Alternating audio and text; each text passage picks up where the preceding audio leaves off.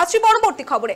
ফের উত্তপ্ত জগদ্দল। ব্যারাকপুরের প্রাক্তন সাংসদ অর্জুন সিং এর বাড়ি লক্ষ্য করে গুলি এবং বোমার আঘাতে আহত প্রাক্তন সাংসদ অর্জুন সিং। শুক্রবার সকালে অর্জুন সিং এর নিজ বাসভবনের সামনে দাঁড়িয়েছিলেন। সেই মুহূর্তে হঠাৎই তাকে লক্ষ্য করে এলোপাথারি গুলি এবং বোমা চালায় স্থানীয় তৃণমূল নেতা নমিত সিং এবং তার দলবল বলেই অভিযোগ। পুলিশের সামনে কমপক্ষে 20-25টা বোমা পড়ে। পুলিশের সামনে মজদুর ভবন লক্ষ্য করে গুলি চলে, এমনকি পায়ে বোমার প্লিস্টার লেগেছে বলেই দাবি প্রাক্তন সাংসদের। বড়সড় দুর্ঘটনার হাত থেকে রক্ষা পেলেন অর্জুন সিং। শারীরিকভাবে বিশেষ কোনো ক্ষতি না হলেও পায়ে চোট পেয়েছেন তিনি। আমাকে মারার চক্রান্ত বলেই সরাসরি অভিযোগ করেছেন খোদ বিজেপি নেতা অর্জুন সিং। সাংবাদিকদের মুখোমুখি হয়ে ঠিক কি বললেন তিনি দেখুন।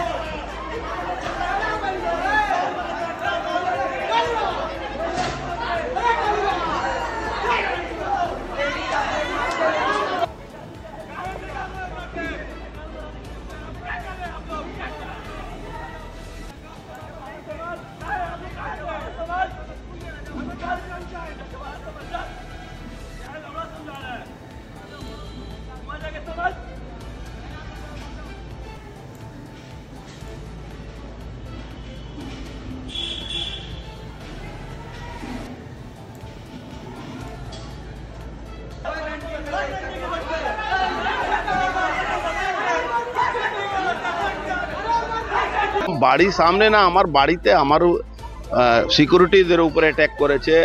ও বিধায়ক ওখানে বসেছিল, ওর উপরে অ্যাটাক করেছে। এখানে বাড়িতে দেখছেন না কত ইট পাথরে বৃষ্টি, গুলি বম সব চালিয়েছে। আমারও লেগেছে এখানে বম, যখন আমি নেমেছি তখন এই দেখো বমের স্পিলটার এখানে লেগেছে। ওই নমিত সিং যে আগে এনআইএ কেসে আসামি ছিল, ওই পুরো জেহাদিদেরকে নিয়ে হামলাটা করেছে। তৃণমূল কংগ্রেস আর পুলিশের সামনে, পুলিশ এখানে উপস্থিত। এখানে পুলিশ দিয়ে লাভ কি আছে? এখানে পুলিশ আর ক্যামেরা একটাই জন্য আছে, শুধু আমাদের উপরে অ্যাটাক করার জন্য। ক্যামেরা তো সব ধরা পড়েছে। কি ধরা পড়েই কি হবে? আপনি গুলি চালাচ্ছেন, বোম চালাচ্ছে, আবার ক্যামেরাতে ধরা পড়ে, তাতে কি যায় আসে?